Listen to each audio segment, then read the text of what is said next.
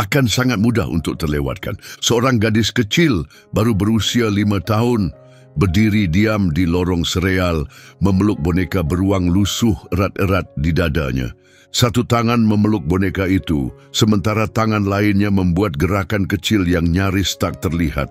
Telapak menghadap keluar, ibu jari dilipat ke dalam, dan jari-jari lainnya perlahan melingkupinya. Bagi orang yang tidak tahu maknanya, gerakan itu terlihat sepele, seperti tidak berarti apa-apa. Tapi bagi yang mengerti, gerakan kecil itu bukan tanpa makna. Itu adalah permintaan tolong yang diam, panggilan bantuan yang tersembunyi. Hanya satu makhluk yang melihatnya, dan itu bukan manusia. Itu adalah seekor anjing German Shepherd bernama Echo. Echo berdiri siaga di samping pelatihnya, petugas Luka Rivas. Mereka sedang patroli rutin hari Selasa di supermarket pusat kota Brookridge. Sebuah kota tenang di mana tak banyak hal terjadi dan jumlah tempat parkir lebih banyak dari orangnya. Sebagian besar hari berjalan biasa saja. Biasanya, Echo akan mengendus troli belanja dan membuat anak-anak senang dengan kehadirannya. Tapi hari itu berbeda. Dia berhenti mendadak di lorong 12, telinga terangkat, ekor kaku, dan matanya tertuju pada seorang gadis kecil di dekat rak sereal. Bukan pria di samping gadis itu yang menarik perhatian Echo. Pria itu tinggi, bertato, sedang melihat-lihat kotak sereal tanpa tergesa-gesa. Yang penting adalah si gadis. Echo bisa merasakan ada yang tidak beres. Petugas Rivas pun menangkap sinyal itu. Dia mengikuti arah pandangan Echo hingga melihatnya. Gadis itu berambut pirang kusut dan mengenakan gaun katun merah muda yang dipenuhi noda lama. Ia berdiri terlalu diam untuk ukuran seorang anak. Dalam pelukannya ada boneka beruang lusuh, salah satu telinganya penyok permanen. Tapi yang paling penting adalah tangannya, sinyal itu. Detak jantung Rivas meningkat, dia teringat pelatihan. Sinyal bahaya dari anak-anak langka, mudah terlewat. Tapi dia sudah bersumpah bahwa jika suatu saat melihatnya, dia akan bertindak.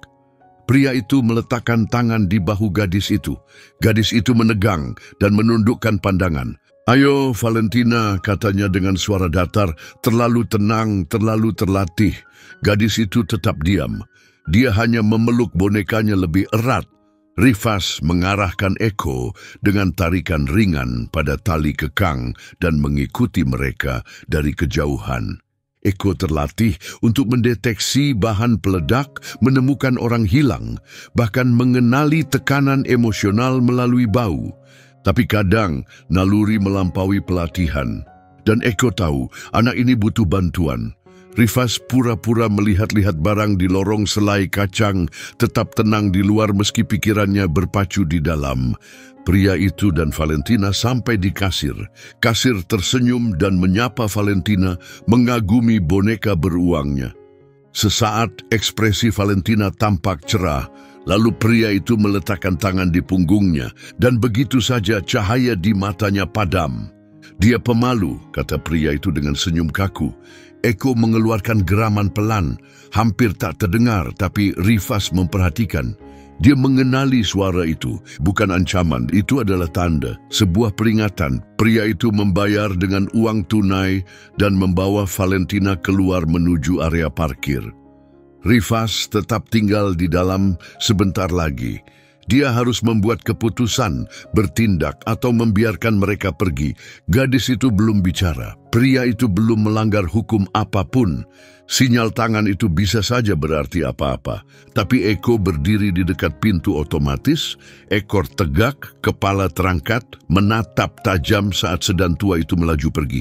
Itu sudah cukup bagi Rivas. Dia bergerak cepat menuju mobil patrolinya dan Echo melompat masuk tanpa ragu. Saat mesin menyala, Rivas bergumam pelan, "Kita nggak akan diam saja. Jika kamu percaya bahwa hewan bisa merasakan lebih dari kita, dan kamu suka kisah nyata yang menyentuh seperti ini, pastikan untuk tekan tombol subscribe dan tetap bersama kami di Heroes for Animals."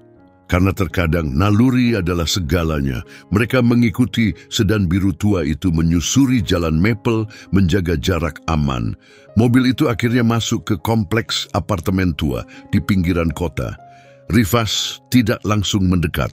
Ia memarkir mobil di seberang jalan di sebuah pompa bensin, mencatat nomor plat dan nomor unit 2B, dan menunggu.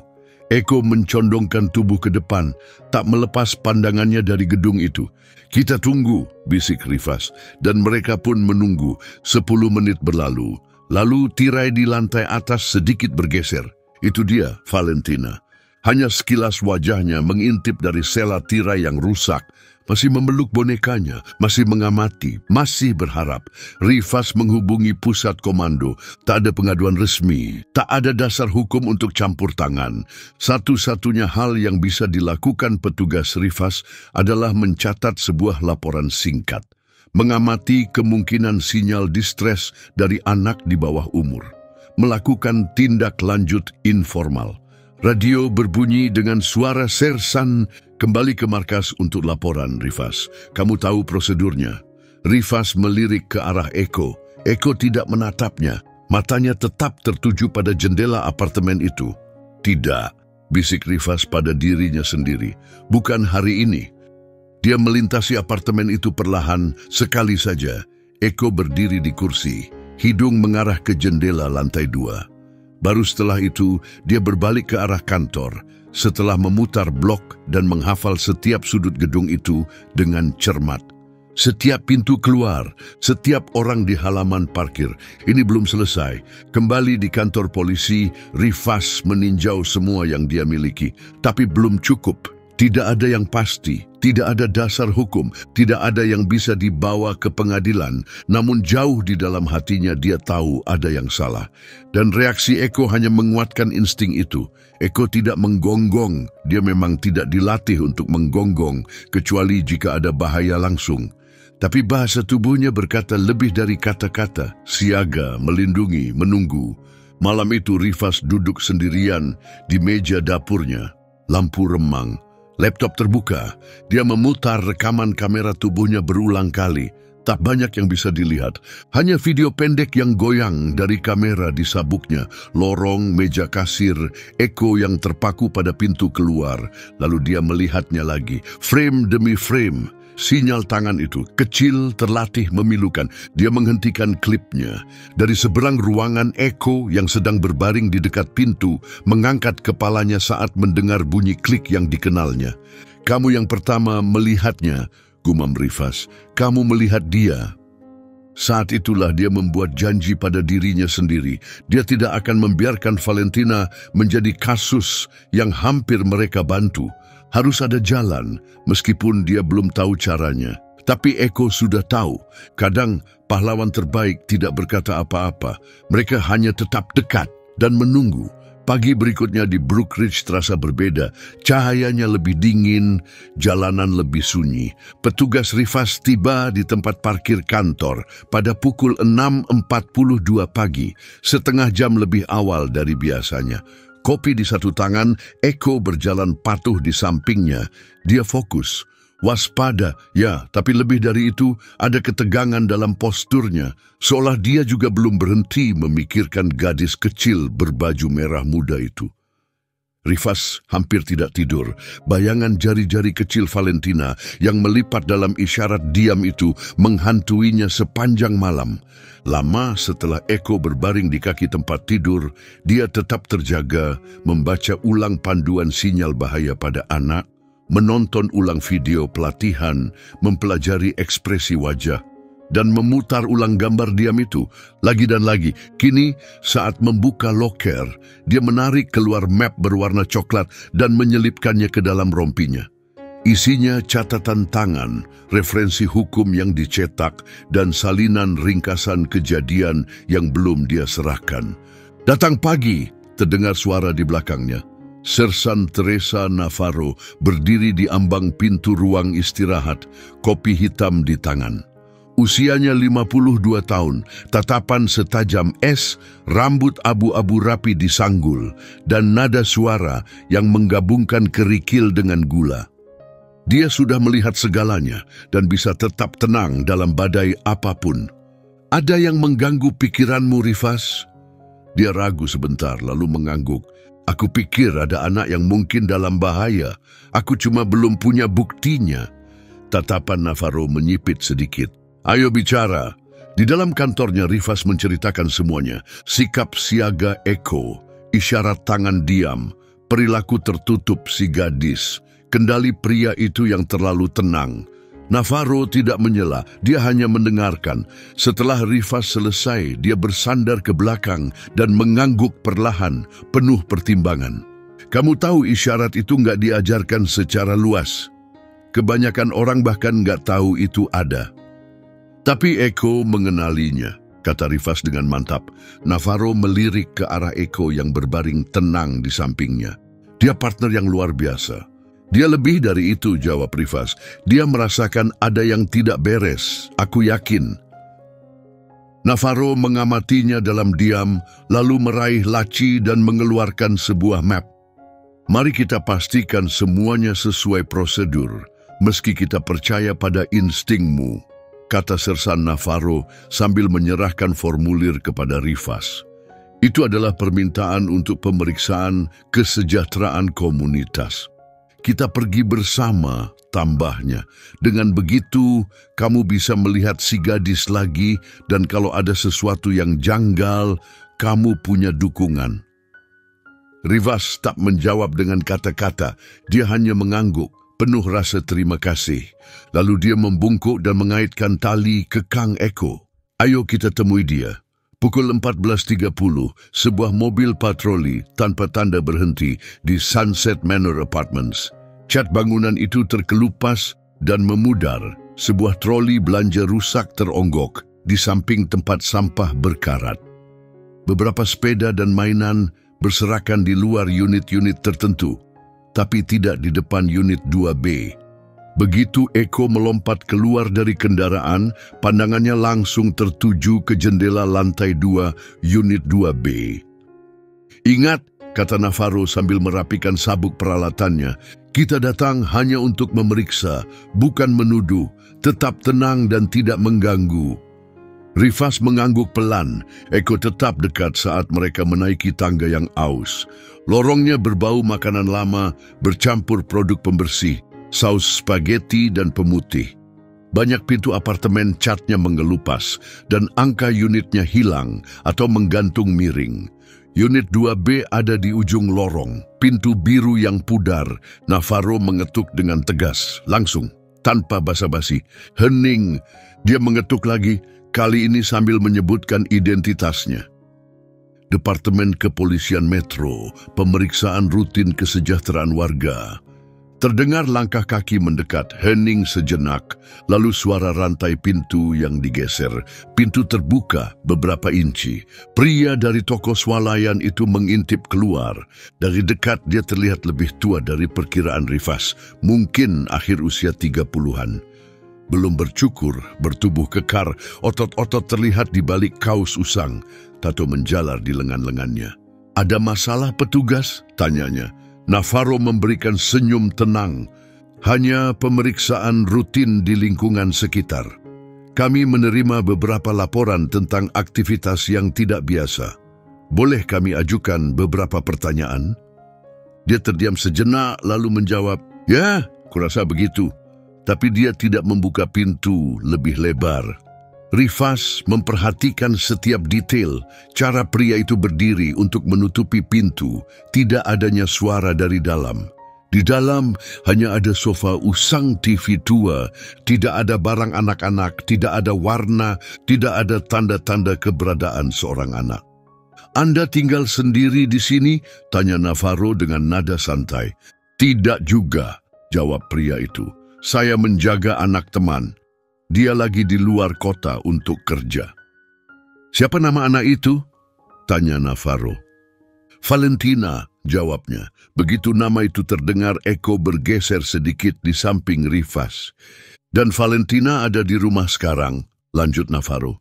Dia lagi tidur, jawab pria itu cepat. Boleh kalau kami sekadar menyapanya, tambah Rifas dengan lembut. Dia nggak suka orang asing, suka gugup, katanya. Tetap tenang. Kami sangat mengerti, balas Navarro. Kami hanya ingin anak-anak di wilayah patroli. Kami tahu kalau kami ada untuk mereka, kalau mereka bisa mengandalkan kami.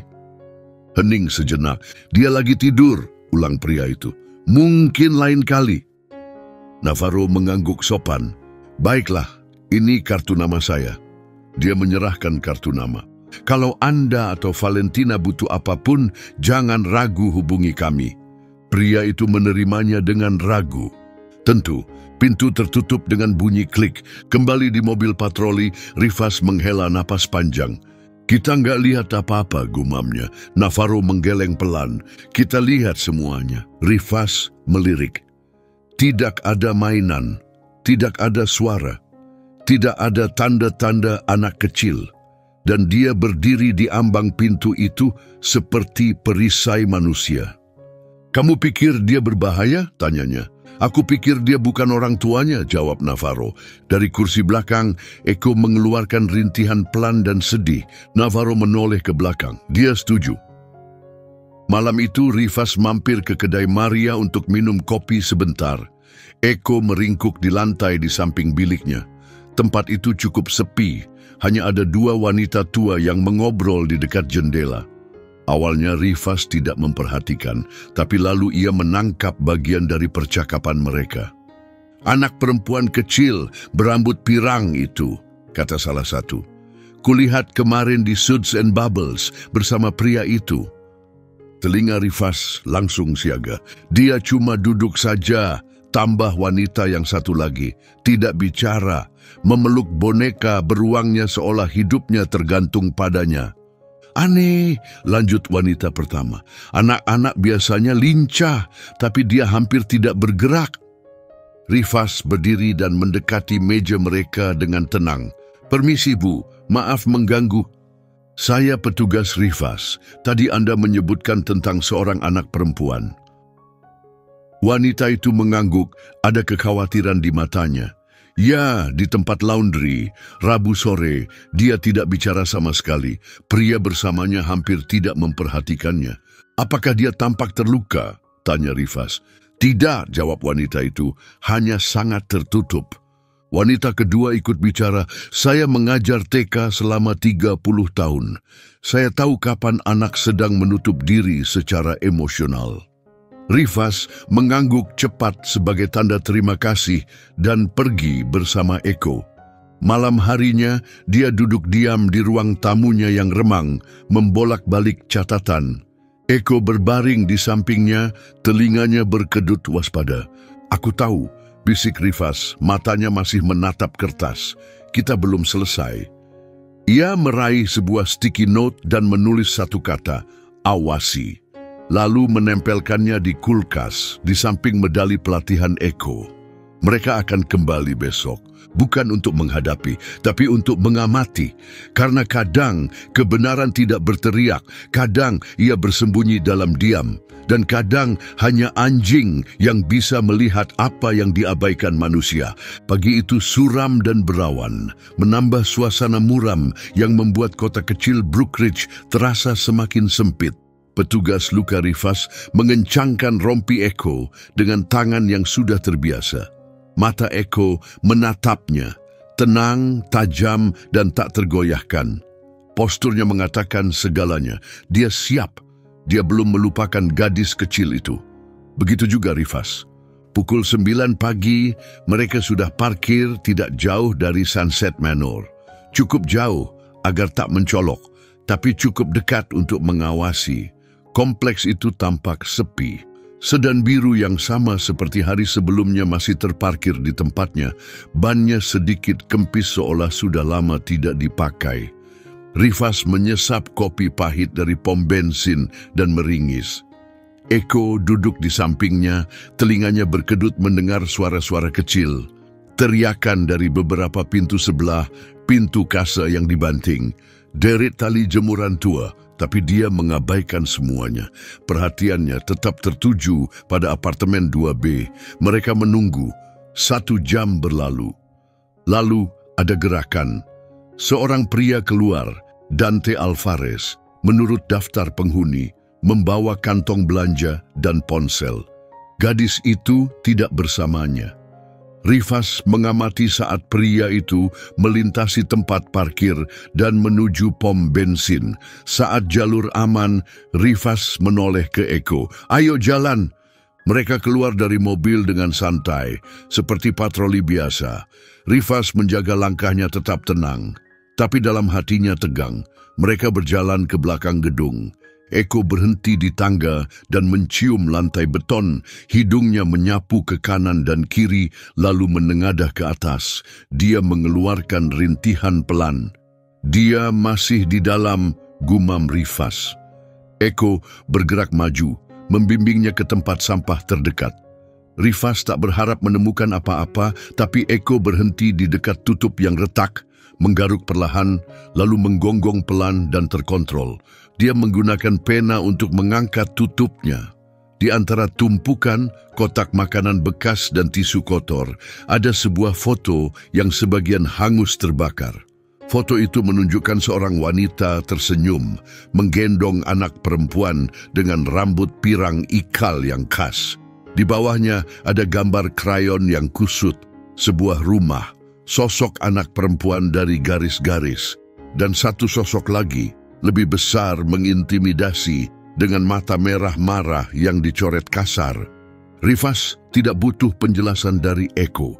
Gambar itu sudah bicara segalanya. Di kantor Sersan Navarro memeriksa foto dan gambar yang terbentang di atas meja. Rifas menatapnya. "Masih pikir kita belum punya cukup bukti?" Navarro diam, mengetuk-ngetukkan pena 2 kali. Akhirnya ia menatap balik. "Kita sudah dekat, tapi belum cukup dekat untuk surat perintah." Rifas mengepalkan rahangnya. Dia ada di apartemen itu, Pat. Sebagian besar waktu dia sendirian. Tidak ada mainan, tidak ada lampu, tidak ada tanda rumah anak kecil. "Aku percaya padamu," jawab Navarro dengan tenang. "Tapi kalau kita bergerak terlalu cepat, kita bisa kehilangan kesempatan. Kita butuh kunjungan pihak ketiga, seseorang dari layanan sosial." Rifas terdiam lalu mengangguk kecil. "Aku kenal seseorang." Malam itu, di bilik sepi sebuah kedai, Rifas duduk berhadapan dengan Vanessa Herrera. Dia seorang pekerja sosial berpengalaman di akhir usia 30-an, tenang dan percaya diri, dengan mata yang entah kenapa langsung dipercaya anak-anak.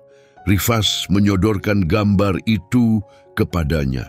Vanessa tidak bicara selama setengah menit, hanya menatap gambar itu. Lalu dia menatap Rifas. "Tahukah kamu berapa banyak anak yang menggambar seperti ini sebelum mereka bisa mengucapkan satu kata pun?" "Terlalu banyak," jawab Rifas. Vanessa menghela napas. "Kita lakukan pemeriksaan kesejahteraan. Tenang saja, tidak agresif."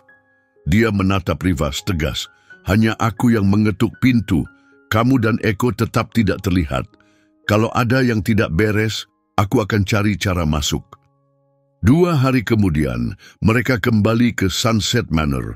Vanessa mendekati apartemen 2B sendirian, clipboard di tangan, tenang seperti perawat yang sedang melakukan ronde. Rifas bersembunyi di dekat tangga, cukup dekat untuk bertindak jika perlu, tapi tetap tak terlihat. Eko duduk di sampingnya, diam, matanya tajam dan waspada. Mereka mengintip lewat celah kecil di dinding lorong. Tok, tok. "Tuan Alvarez, saya Vanessa Herrera dari Layanan Perlindungan Anak. Saya ingin berbicara sebentar dengan Anda." Sunyi. Rifas bisa merasakan Eko menegang. Setelah jeda panjang, pintu berderit terbuka. Suara pria itu lebih pelan dari sebelumnya, terdengar ragu. "Dia baik-baik saja." "Aku percaya," jawab Vanessa dengan lembut, "tapi aku perlu melihatnya hanya sebentar saja." "Dia sedang tidur." "Tidak masalah, kami bisa menunggu." Jeda lagi.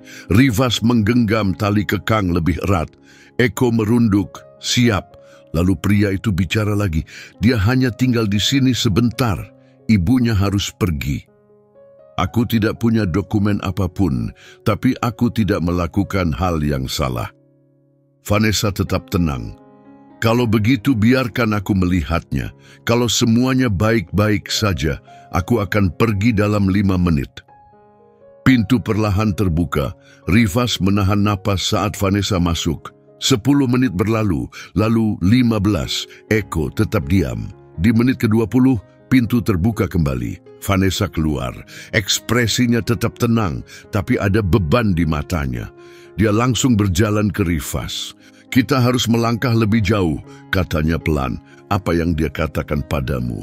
Tidak banyak dengan kata-kata, tapi tubuhnya sudah cukup bicara. Dia takut, dia bingung, tapi aku rasa dia tidak merasa aman. Rifas mengangguk sekali. Kalau begitu, saatnya membawanya keluar. Malam itu di apartemen Rifas, Eko meringkuk di dekat sofa, sementara dia dan Vanessa duduk di meja dikelilingi tumpukan berkas. Dia bilang nama boneka beruangnya Mr. Buttons, kata Vanessa pelan. Itu satu-satunya barang yang masih dia punya dari ibunya. Rifas mengusap wajahnya, lelah.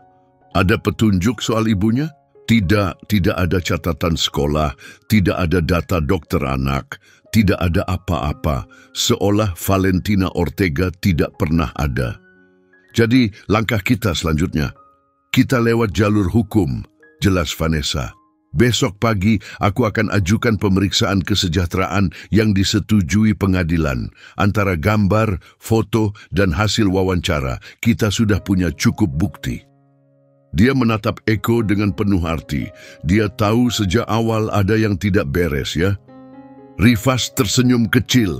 Dia selalu tahu. Malam itu Rifas tak bisa tidur. Sekitar pukul 2 pagi, ia bangun, mengenakan hoodie dan berdiri di dekat jendela menatap jalanan kosong.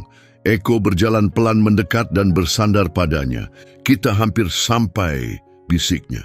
1 langkah lagi. Ia mengelus bulu Eko dengan lembut. Kamu bukan sekadar pintar, Eko.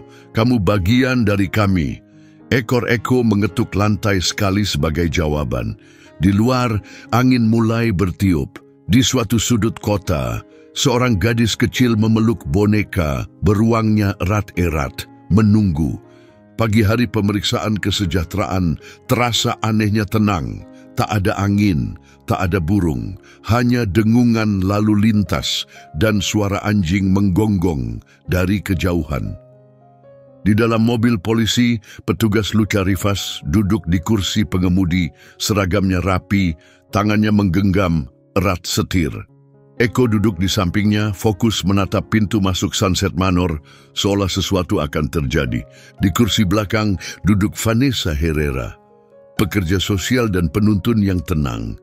Clipboardnya penuh catatan, tapi suaranya tetap lembut. Ingat, katanya sambil merapikan ID-nya, kita bukan datang untuk menyalahkan. Kita datang untuk memastikan dia baik-baik saja. Kalau iya, kita pergi. Kalau tidak, kita bertindak. Utamakan kebaikan, bukan konfrontasi. Rifas mengangguk tanpa bicara. Eko langsung berdiri begitu mobil berhenti. Dia sudah siap. Mereka menaiki tangga yang sudah tak asing, tapi kali ini mereka tidak datang dengan sopan. Kali ini Vanessa membawa surat perintah pengadilan di dalam tasnya. Mereka punya hak untuk memeriksa kondisi Valentina. Vanessa mengetuk pintu dengan tegas. Tuan Alvarez, saya Vanessa Herrera dari Layanan Perlindungan Anak. Kami memiliki izin hukum untuk memeriksa kondisi Valentina Ortega. Tidak ada jawaban pada awalnya. Lalu terdengar langkah kaki. Suaranya terdengar, serak, lelah, dan gelisah. Mau apa lagi kalian? Vanessa tetap teguh. Saya perlu melihat Valentina, dan saya perlu bukti bahwa Anda diizinkan merawatnya. Pintu terbuka sedikit, tak lebih dari 2 inci. Dante Alvarez tampak lebih lusuh dari sebelumnya. Matanya lelah, wajahnya kosong, seperti seseorang yang tak tidur selama berhari-hari dan hampir menyerah. Dia baik-baik saja, gumamnya, nyaris tak menatap. Nada Vanessa tetap tenang, tapi tegas. Saya mengerti, tapi saya tetap harus melihatnya. Ini bukan pilihan. Ini diwajibkan oleh hukum. Keheningan panjang menyusul, lalu dengan helaan napas berat, Alvarez membuka pintu sepenuhnya. Masuklah. Bagian dalam apartemen terlihat sama kosongnya seperti kunjungan terakhir mereka. Hampir tak ada barang, dinding polos, furnitur murah, tanpa warna, tanpa kehangatan. Tidak terasa seperti rumah. Tapi ada dua hal yang menonjol. Sebuah kaus kuning kecil yang terlipat di sofa dan sepasang sepatu kecil di dekat pintu depan. Hanya itu tanda bahwa mungkin ada anak yang tinggal di sana. Alvarez menoleh ke arah pintu yang tertutup dan memanggil, "Valentina, ada orang yang ingin bicara denganmu." "Henning." Tak ada jawaban. Ia menoleh ke Vanessa, jelas bingung harus berbuat apa. Dia sangat pemalu. Vanessa berjalan perlahan ke pintu kamar dan mengetuk dengan lembut.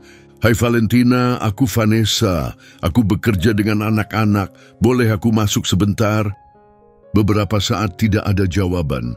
Lalu terdengar suara pelan dari balik pintu. "Boleh." Vanessa memutar knop perlahan dan masuk ke dalam. Rivas tetap di lorong bersama Eko, matanya terus mengawasi Alvarez, yang terlihat makin putus asa dari detik ke detik.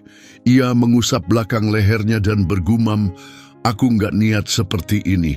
Ibunya bilang cuma beberapa hari, tapi sekarang sudah berminggu-minggu." Rivas menjaga nadanya tetap netral. "Dia sekarang di mana?" Alvarez menggeleng, kesal.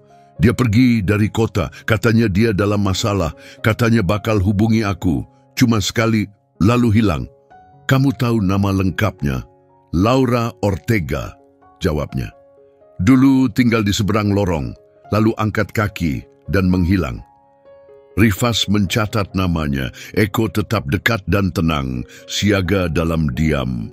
Di dalam kamar, Vanessa berlutut di lantai di samping Valentina. Gadis kecil itu duduk bersila di atas karpet lusuh, memeluk boneka beruang usang dengan satu mata yang hilang. "Dan kamu pasti, Tuan Buttons," kata Vanessa dengan lembut, tersenyum pada boneka itu. Valentina menatap sebentar, lalu menundukkan pandangannya. "Sepertinya dia sudah melewati perjalanan yang berat," lanjut Vanessa pelan. Valentina mengangguk kecil. "Boleh aku tanya sesuatu?" ucap Vanessa dengan nada hangat. Valentina mengangguk lagi. "Kamu ingat melihat anjing polisi di supermarket?" Valentina ragu sejenak lalu berbisik, "Dia melihatku." Senyuman Vanessa melebar. "Dia ada di luar. Kamu mau bertemu dengannya?" Anggukkan lagi. "Dan isyarat tangan yang kamu buat, kamu masih ingat itu?" Valentina memeluk Tuan Buttons erat-erat. "Aku takut." "Kamu sangat berani," kata Vanessa dengan lembut. Valentina menatap ke atas. "Tuan Buttons nggak bisa bicara, tapi aku cerita semuanya ke dia." Di lorong, Vanessa keluar pelan-pelan dan berjalan ke arah Rivas. "Cukup," bisiknya. "Dia tidak dalam bahaya langsung, tapi jelas tidak baik-baik saja. Sudah 2 hari dia belum makan dengan benar, nggak ada rutinitas tidur, belum didaftarkan sekolah, dan nggak tahu di mana ibunya." Rivas menghela napas. "Lalu sekarang, aku akan menempatkannya dalam perawatan sementara," kata Vanessa. "Kita akan terus cari Laura Ortega. Kalau dia muncul dan bisa buktikan dirinya mampu, kita akan pertimbangkan ulang. Tapi sekarang, gadis kecil ini butuh sesuatu yang lebih baik." Rivas menoleh ke Alvarez. "Kamu nggak dikenakan tuduhan apapun," katanya tenang. "Tapi kamu nggak bisa terus jaga dia di sini." Alvarez tampak terkejut, matanya membesar. "Aku nggak melakukan kesalahan apa-apa." "Enggak," jawab Vanessa lembut. "Tapi kamu juga nggak melakukan hal yang seharusnya. Dia bukan anakmu, dan sekarang dia butuh lebih dari sekadar tempat tinggal. Dia butuh rutinitas, kasih sayang dan kepastian. Dia butuh masa kecil yang sesungguhnya." Valentina keluar dari kamar, memeluk Tuan Buttons erat. Wajahnya pucat, tapi dia tetap tegar. Vanessa berjongkok agar sejajar dengan matanya. "Valentina, kita akan bawa kamu ke tempat yang aman. Untuk sementara, kamu akan punya tempat tidur sendiri, makanan hangat, dan seseorang untuk diajak bicara. Dan tentu saja Tuan Buttons ikut. Suara Valentina gemetar. Mama akan kembali. Kami lakukan segala cara untuk menemukannya, jawab Vanessa pelan. Dan kami akan beritahu kamu setiap perkembangan. Valentina menoleh ke Alvarez. Kamu bikinin aku roti selai kacang. Mata Alvarez berkaca-kaca. Maaf ya, aku sudah coba, tapi nggak tahu harus bagaimana lagi. Valentina tidak menjawab. Dia hanya memeluk bonekanya lebih erat. Di luar, Eko menunggu di dekat tangga. Begitu melihat Valentina, dia berdiri. Untuk pertama kalinya dalam beberapa hari, wajah Valentina tampak cerah. Hai, bisiknya. Eko melangkah pelan dengan lembut. Valentina berjongkok untuk menyambutnya. Eko menyentuhkan lidahnya ke tangan Valentina dan gadis itu menyandarkan dahinya ke kepala anjing itu. Kamu memperhatikanku, bisiknya dengan suara gemetar. Luca merasa tenggorokannya tercekat. Malam itu, Rifas duduk bersila di lantai apartemennya yang kecil, melemparkan mainan usang Eko sambil televisi bergumam di pojok ruangan. Tubuhnya lelah luar biasa, tapi pikirannya tak kunjung tenang. Menjelang malam, Valentina sudah ditempatkan di rumah asuh sementara, akhirnya aman. Vanessa berjanji akan mengawasinya secara langsung, dan Rifas telah menyerahkan laporannya. Satu baris dilingkari dengan pena, anjing pelacak mendeteksi tanda stres sebelum orang dewasa manapun menyadarinya. Kalimat itu jauh lebih berarti baginya daripada tumpukan dokumen. Pukul 20.217, saat menggulir ponselnya di bus, sebuah pesan muncul di layar. Kami menemukan Laura Ortega, selamat, di sebuah penampungan di daerah utara. Dia lari dari kekerasan, sempat mencoba menghubungi, tapi takut dilacak. Dia ingin anaknya kembali. Detail besok. Rifas menatap kata-kata itu lalu melirik Eko. Kamu benar dari awal, bisiknya. Ekor Eko mengetuk lantai dan untuk pertama kalinya dalam beberapa minggu, Luca merasakan sesuatu kembali, kedamaian yang tenang dan stabil. Pagi datang dengan langit oranye pucat di atas Brook Ridge, cahaya menyebar membawa janji kehangatan. Pukul 7.03 pagi, Rifas memarkir mobil di kantor polisi, kopi mengepul di satu tangan, Eko berjaga di sisinya. Dia melompat keluar dari mobil dinas, hidungnya bergerak-gerak di udara dingin sambil mengamati area parkir. Hari besar, gumamnya sambil menarik kerah Eko. Ayo cari tahu siapa sebenarnya Valentina. Di dalam, Sersan Teresa Navarro sudah menunggu dengan map tebal di atas mejanya. Wajahnya saja sudah cukup untuk memberitahu bahwa pertemuan ini tidak akan singkat. Tanpa menatap ke atas, dia memerintah, tutup pintunya. Luca menutupnya. Eko meregangkan tubuh di kakinya. Ekornya bergerak lembut di atas ubin. Navarro membalik halaman demi halaman. Matanya tajam di balik kacamata logam tipis. Vanessa berhasil melakukan keajaiban, katanya. Dia menemukan Laura Ortega di penampungan 2 jam ke utara, di Riverside County, terdaftar dengan nama palsu. Itu sebabnya pencarian kita nggak menemukan apa-apa. Luca condong ke depan. Keadaannya bagaimana? Secara fisik stabil, jawab Navarro. Secara emosional, hampir hancur. Dia kabur di tengah malam setelah pacarnya mengancam akan membunuhnya kalau dia pergi. Dia hanya membawa apa yang bisa dibawa. Dia tinggalkan Valentina dengan Dante karena merasa dia satu-satunya yang bisa dipercaya. Kenapa dia nggak kembali? Tanya Luca. Dia mencoba, tapi dia pikir sedang diikuti. Kalau dia menghubungi siapapun, dia takut malah mengarahkan si pria itu ke Valentina. Luca menghela napas berat. Telinga Eko bergerak mendengar suara itu. Jadi, sekarang bagaimana? Navarro mendorong map baru ke arahnya. Vanessa sedang mengatur pertemuan yang diawasi. Kalau semuanya sesuai, akan dilakukan besok. Tapi hari ini kita butuh wawancara untuk konfirmasi cerita dan melihat kondisinya. Aku mau ikut, kata Luca. Itu bukan wilayahmu, ingat Navarro. Aku nggak akan datang sebagai polisi, jawab Luka. Aku datang sebagai orang yang mendengar tangisan anaknya minta tolong. Dia harus tahu bahwa ada yang benar-benar mendengarkan. Navarro terdiam sejenak lalu mengangguk. Bawa anjingnya, kamu pasti tahu harus apa. Penampungan itu berada di pinggir kota Riverside, terjepit di antara gereja tua yang rusak dan motel kosong. Dari luar, bangunannya tampak biasa, tapi di dalam, udara beraroma lavender dan roti hangat, ruangannya terang dan ramah. Di pintu masuk, Vanessa menyambut mereka, senyumnya lelah. Dia sudah menunggu, ucapnya gugup. Nggak tahu apa yang akan terjadi. Eko berjalan pelan di sisi Luka saat mereka melewati lorong. Beberapa perempuan berjalan lewat, ada yang menggendong balita, ada yang berjalan lambat dengan bahu membungkuk karena beban tak terlihat. Di ruang bersama, Vanessa membuka sebuah pintu. Di jendela, seorang perempuan berdiri membelakangi mereka. Rambut pirangnya dikuncir longgar, sweater pudar, membalut erat tubuhnya yang kurus. Bu Ortega, panggil Vanessa pelan. Perempuan itu berbalik, wajah pucat dan mata sembabnya menunjukkan kemiripan yang langsung dikenali Luka. Dia mirip Valentina. Anda polisi itu? Tanyanya dengan suara rapuh.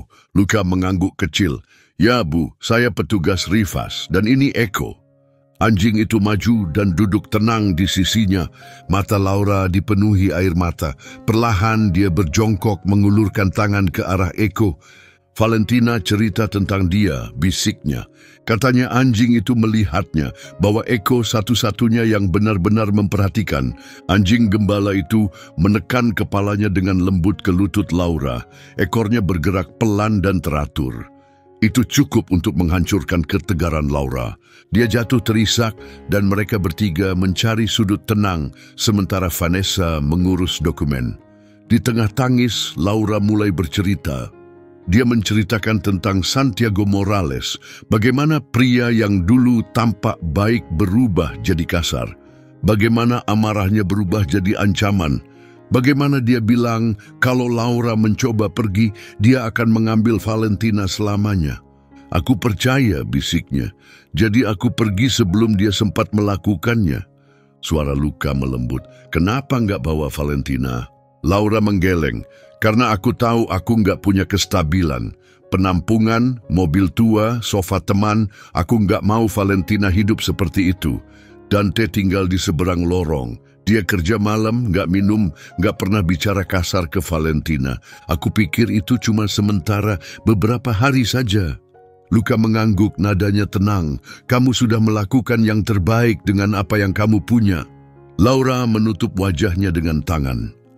Aku nggak pernah menyangka ini akan berlangsung selama ini. Setiap malam, aku bersumpah akan kembali. Tapi lalu aku melihat truknya terparkir di dekat situ. Aku panik. Aku pikir dia mengawasiku. Vanessa bilang kamu sempat mencoba menelepon Dante, desak Luka dengan lembut. Iya, aku Laura. Aku bersembunyi di belakang tempat sampah pom bensin, pakai ponsel murahan yang kubeli dari koin-koin yang kukumpulkan. Luka menoleh ke Eko. Sekarang kamu aman, katanya pelan. Dan Valentina juga. Laura menyeka pipinya. Boleh aku bertemu dengannya? Besok pagi, jawab Vanessa lembut, masih fokus mengisi formulir. Kami akan bawa dia ke sini. Tempatnya aman dan akan diawasi. Kami ingin pertemuan ini sehat untuk kalian berdua. Laura mengangguk, suaranya bergetar. Aku mengerti. Malam itu di Brookridge, Rivas duduk sendirian di mejanya. Cahaya layar komputer menerangi ruangan. Dia membuka berkas bertuliskan Valentina Ortega, observations dan mengetik catatan terakhirnya. Ibu ditemukan, protektif, penuh akal, terluka secara emosional tapi stabil. Tindakannya didorong oleh rasa aman. Perpisahan akibat bahaya langsung, bukan penelantaran. Kasus sesuai dengan situasi bertahan hidup dari kekerasan dalam rumah tangga. Dia menoleh ke arah Eko yang meringkuk di dekat kulkas dengan satu kaki bertumpu pada bola tenis yang usang. Kamu yang lakukan ini, gumamnya. Kamu yang membuat seorang anak bisa kembali ke pelukan ibunya. Ekor Eko mengetuk lantai sekali. Keesokan paginya datang dengan cahaya keemasan, membawa aroma segar musim semi. Di ruang tunggu rumah asuh, Valentina duduk sambil memeluk erat Tuan Buttons di dadanya. Sepatunya menggantung di udara, kakinya terlalu pendek untuk menyentuh lantai. Dia mengenakan hoodie pink cerah dan celana jeans bersih, tapi ekspresinya hanya menyimpan harapan yang rapuh. Vanessa berlutut di sampingnya. Valentina, kamu ingat apa yang kita bicarakan? Hari ini harinya. Valentina mengangguk hati-hati. Ibumu sudah di sini, kata Vanessa. Dia sudah mencarimu dan dia baik-baik saja. Cahaya muncul di mata Valentina. Dia akan tinggal, kami akan pastikan itu, jawab Vanessa meyakinkan. Di ujung ruangan pintu terbuka, Laura melangkah masuk. Tatapan mereka bertemu seketika. Mama, bisik Valentina. Laura jatuh berlutut, lengannya terbuka, suaranya bergetar. Mama di sini, sayang. Valentina tidak langsung berlari. Dia berjalan perlahan, hati-hati, seolah ingin memastikan semua ini nyata. Lalu dia membiarkan Tuan Buttons terjatuh dari tangannya dan memeluk ibunya erat-erat. Ruangan itu menahan napas, tak ada yang bicara, tapi mata-mata penuh air. Bahkan Luka memalingkan wajah sejenak, menahan rasa perih di tenggorokannya. Eko tetap di dekat pintu, tenang, ekornya menyapu lantai sekali. Lalu sekali lagi, dia menoleh ke arah Luka, seolah mengingatkan, ini bukan akhir, ini adalah awal. 3 minggu kemudian, musim semi datang lebih awal di Brookridge. Bunga dogwood bermekaran di sepanjang Maple Street dan udara dipenuhi aroma rumput segar dan honeysuckle. Petugas Rivas menurunkan jendela mobil dinas saat dia menyusuri zona sekolah yang tenang, kopi pom bensin di satu tangan, dan radio polisi berbisik di latar belakang. Eko duduk di kursi penumpang, kepalanya keluar jendela, matanya menyipit melawan angin. Hari itu tak ada panggilan, tak ada pengejaran, tak ada krisis. Hanya patroli perlahan di lingkungan yang sudah ia kenal luar kepala. Dan Rivas menyadari sesuatu. Hari-hari yang tenang adalah yang paling penting, karena saat itulah hal-hal kecil terlihat jelas, dan terkadang hal kecil itulah yang menyelamatkan nyawa. Di Brookside Elementary, bas kuning berjajar di trotoar, remnya berdecit lembut. Anak-anak turun satu persatu, tas punggung terlalu besar bergelantungan di bahu mereka, tawa memenuhi udara, beberapa menarik tas bola atau kotak biola. Rivas memperlambat laju mobil di depan gerbang sekolah, mengangguk menyapa staf sambil mengamati suasana ramai. Di sampingnya Eko tiba-tiba menegakkan tubuh. Rivas menangkap perubahan itu dan melirik ke arahnya. Ada apa? Bisiknya. Anjing itu tidak menggonggong atau merengek, dia hanya menatap tajam ke arah pagar. Rivas mengikuti arah pandangnya. Di sudut jauh berdiri seorang gadis kecil, tidak lebih dari 6 tahun. Wajah mungilnya menempel di sela-sela jeruji besi. Jaket biru navy tergantung longgar di bahunya. Dia memeluk erat tas punggung pink yang sudah pudar di dadanya. Dia tidak melambaikan tangan, tidak memanggil, hanya menunggu. Lalu, nyaris tak terlihat, dia mengangkat tangannya. Telapak menghadap keluar, ibu jari dilipat ke dalam, jemarinya perlahan melipat ke bawah. Darah Rivas terasa membeku. Eko memecah keheningan dengan gonggongan tajam dan rendah. Rivas segera menepikan mobil patrolinya. Lampu dimatikan. Tetap di sini, katanya padanya. Lalu keluar, gerakannya tenang, penuh pertimbangan. Seperti yang dilakukan petugas saat memeriksa keadaan seorang murid. Saat ia mendekati gerbang, gadis kecil itu menegang, tapi tidak lari. Rivas berjongkok, menjaga suaranya tetap lembut. Hai, aku petugas Rivas. Boleh aku tahu namamu? Bibirnya bergetar, dia menatap melewati Rivas, bukan langsung padanya. Kamu baik-baik saja? Tanyanya pelan. Dia menunduk berbisik, Ibu seharusnya jemput aku. Baiklah, Rivas mengangguk. Kamu mau aku bantu cari ibumu? Gadis kecil itu mengangguk cepat, terlalu cepat. Rifas melirik kembali ke arah sekolah saat seorang guru mendekat. "Semuanya baik-baik saja?" tanya guru itu, nada suaranya penuh kekhawatiran. "Kami akan cari tahu," jawab Rifas dengan tenang. Tapi hatinya terasa tidak enak. Ekspresi gadis itu membawa percikan rapuh yang pernah ia lihat di Valentina. Dan harapan seperti itu jarang datang dari rumah yang aman. Namanya Arya Mendoza, kelas 1. Dia hadir pagi itu, tapi gurunya menjelaskan bahwa ibunya belum datang menjemput sejak lebih dari 1 jam. Tidak ada catatan, tidak ada telepon. Rifas tetap tenang. Ia membawa Arya ke dalam, memberinya kotak jus, dan menelepon nomor darurat yang tertera. Panggilan pertama hanya berdering sekali lalu terputus. Yang kedua juga sama. Dari luar, Eko menggonggong tajam, suara yang membuat Rifas bergumam, ada yang enggak beres. Setengah jam kemudian, layanan perlindungan anak tiba. Proses administrasi dimulai lagi. Anak berbeda, prosedur yang sama. Vanessa Herrera sedang tidak bertugas, jadi pekerja sosial yang lebih muda, Amanda Delgado, mengambil alih dengan sikap tenang dan profesional. Ia berbicara lembut pada Arya, mengajukan pertanyaan sederhana. Jawabannya sedikit, tapi tandanya jelas. Sering tidak dijemput. Kehadiran tidak menentu, memar yang pernah disebutkan dalam laporan sebelumnya tapi tidak pernah ditindaklanjuti. Rifas menambahkan apa yang dia amati. Saat mereka berbicara, Eko perlahan mendekat dan duduk di samping Arya, tanpa disuruh. Gadis kecil itu ragu-ragu, lalu mengelus kepala Eko. "Dia baik," bisik Arya. Rifas berjongkok di sebelahnya. "Namanya Eko, dia pendengar yang sangat baik." Arya mengangguk pelan. "Aku bilang ke dia, Mama kadang marah banget." Amanda menyentuh siku Rifas. "Itu tanda bahaya," gumamnya.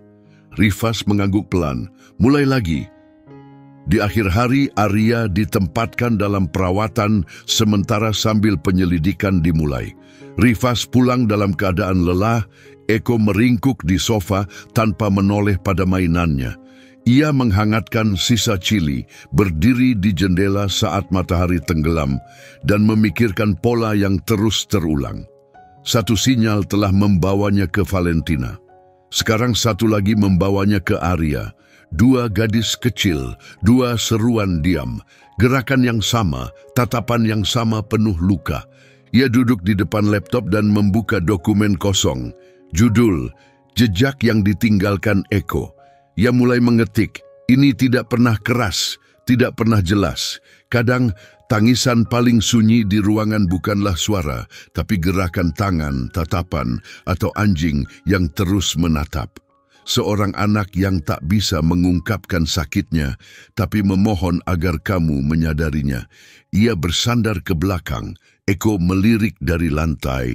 Ekornya berkedut sekali. "Kamu menemukannya lagi," katanya pada Eko. Eko berkedip, lalu menundukkan kepala ke atas kakinya. Senin berikutnya, Rifas mengunjungi rumah baru Valentina. Sebuah rumah 2 lantai yang rapi di sisi timur kota. Laura telah mendapatkan pekerjaan paruh waktu di klinik lokal dan dengan bantuan program dukungan mulai membangun kembali hidupnya. Saat pintu terbuka dan Valentina melihat Eko, wajahnya bersinar. "Mr. Buttons, lihat siapa yang datang," serunya, berlari dan memeluk leher Eko. Eko menerima pelukan seperti biasa, lembut, tenang, tak tergoyahkan.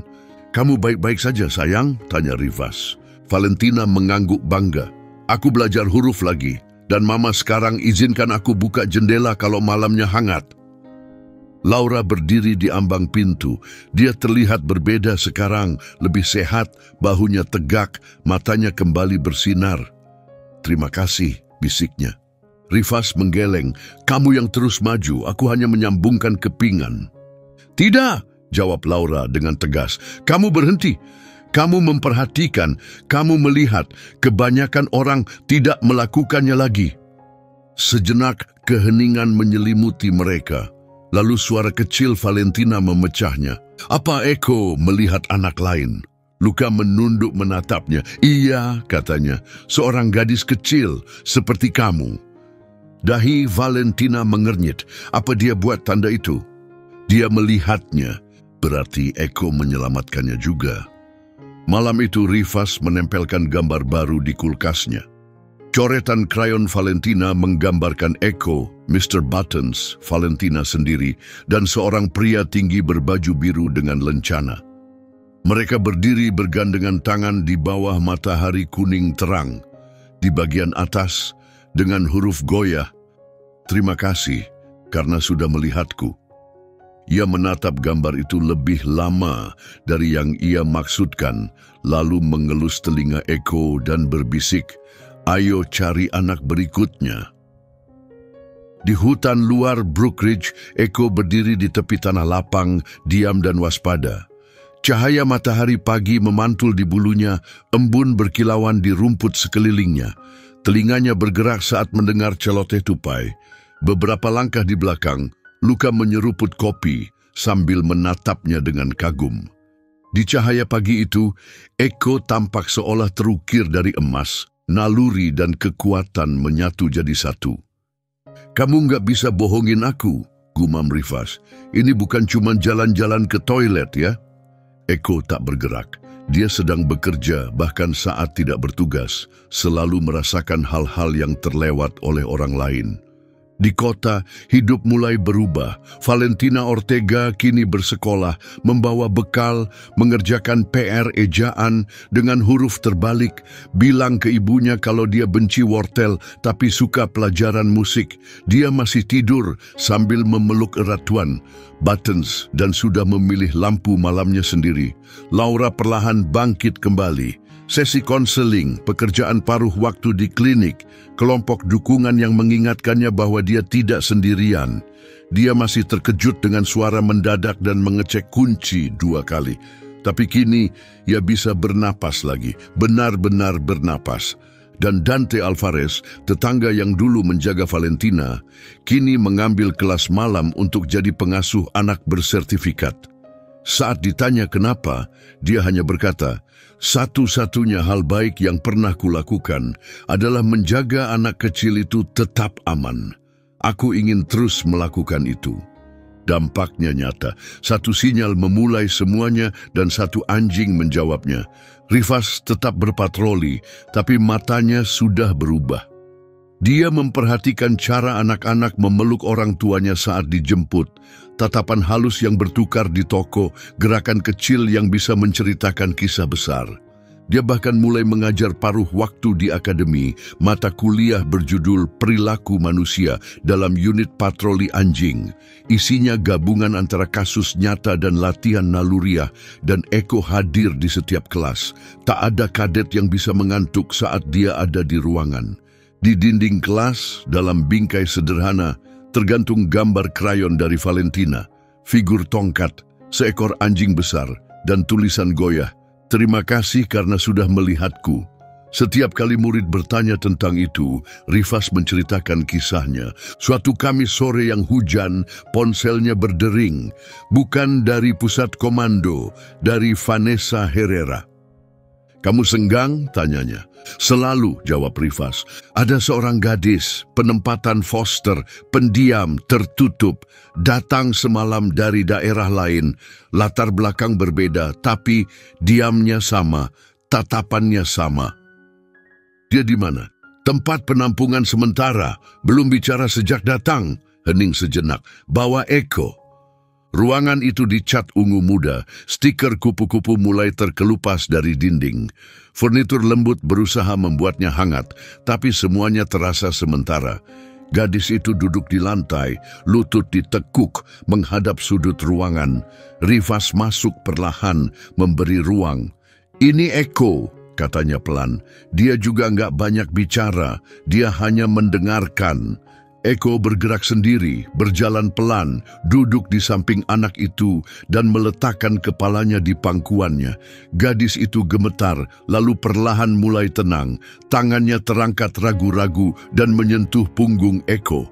10 menit berlalu dalam diam. Lalu, dengan suara sangat kecil, gadis itu bertanya, "Apa dia bisa simpan rahasia?"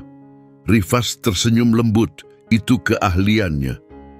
Malam itu, Rifas duduk di teras sambil mendengarkan hujan menetes di atap seng. Eko meringkuk di dekat kakinya. Ia mengenang bagaimana semua ini dimulai, bukan dengan siren atau teriakan, tapi dengan seorang anak di lorong sereal memeluk boneka beruang, meminta pertolongan tanpa mengucap sepatah kata pun.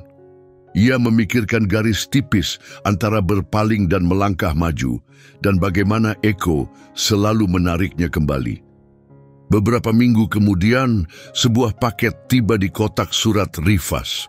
Tanpa nama pengirim, hanya selembar kertas terlipat di dalamnya. Itu gambar lain dari Valentina. Kali ini, halaman dibagi menjadi 2 adegan.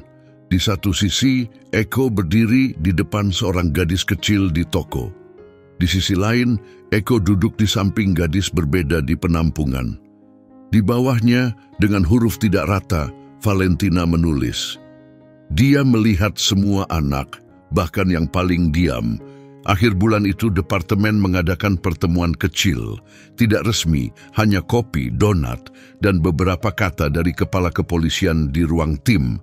Rifas tidak menginginkan pengakuan, tapi plakat yang diberikan bukan untuknya. Itu untuk Eko. Tulisan di sana berbunyi, "Untuk Eko yang mendengarkan saat tak ada orang lain yang mau." Eko tentu tidak bisa membaca, tapi entah bagaimana dia seakan mengerti. Dia duduk lebih tegak, dadanya bangga, dan bahkan mengibas ekornya saat kamera menjepret foto. Waktu terus berjalan, minggu berganti bulan tanpa terasa. Panggilan datang dan pergi, ritme kota berubah mengikuti musim, tapi Rifas dan Eko tetap setia. Sesekali, saat berpatroli, mereka melewati halaman sekolah, toko, atau bangku taman, dan Eko tiba-tiba berhenti. Bukan menarik, bukan menggonggong, hanya diam di tempat. Dan Rifas selalu ikut berhenti karena kadang tindakan kecil untuk memperhatikan saja sudah cukup. Kadang berhenti adalah hal paling berani yang bisa dilakukan seseorang atau seekor anjing. Suatu sore saat Rifas terjebak lalu lintas di Main Street, ia melihat pemandangan yang familiar. Seorang wanita pirang menyeberang jalan bersama seorang gadis kecil yang membawa kotak makan siang, boneka beruang tergantung di lengannya. Ia tidak memanggil atau melambaikan tangan, hanya diam mengamati. Eko menegakkan telinga di kursi penumpang, ekornya bergoyang pelan. "Iya," bisik Rifas sambil tersenyum. "Dia baik-baik saja." Saat masa dinas resmi Eko berakhir, Rifas tidak mengambil rekan K9 baru. Ia tak sanggup. Sebagai gantinya, ia dan Eko mulai menjadi relawan bersama dalam penanganan trauma anak. Rumah sakit, tempat perlindungan darurat, pusat krisis, tempat-tempat di mana anak-anak seringkali tak bisa mengungkapkan apa yang mereka alami. Mereka mungkin tak ingin bicara, tapi mereka selalu percaya pada Eko. Dan terkadang, satu momen kepercayaan sudah cukup untuk memulai penyembuhan. Tidak semua cerita berakhir dengan sirene, sidang pengadilan, atau berita utama. Beberapa berakhir dengan seekor anjing yang tenang, jeda yang penuh perhatian, dan sinyal yang hanya dia yang bisa kenali. Karena kadang, pahlawan terbesar di ruangan berjalan dengan 4 kaki dan tak pernah mengucap sepatah kata pun. Dan kadang, hanya dengan mendengarkanlah hidup bisa diselamatkan. Terima kasih telah mengikuti perjalanan ini bersama Eko, petugas Rifas, dan anak-anak yang mereka dampingi. Cerita ini terinspirasi dari unit K9 sungguhan di seluruh negeri yang bekerja dalam diam setiap hari, mengubah hidup orang lain dengan cara yang jarang terlihat. Sekarang kami ingin mendengar dari Anda. Pernahkah Anda menyaksikan momen keberanian dalam diam, sesuatu yang kecil tapi mengubah segalanya?